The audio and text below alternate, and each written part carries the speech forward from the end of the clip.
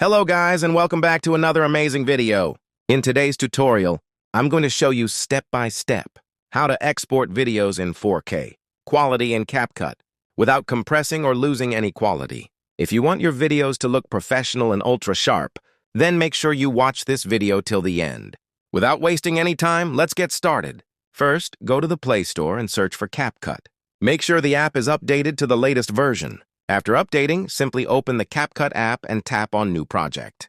Before importing your video, make sure to turn this option on.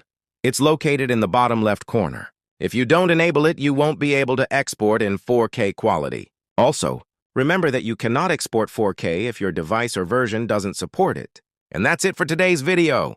Make sure to like, comment, and subscribe for more helpful tutorials like this.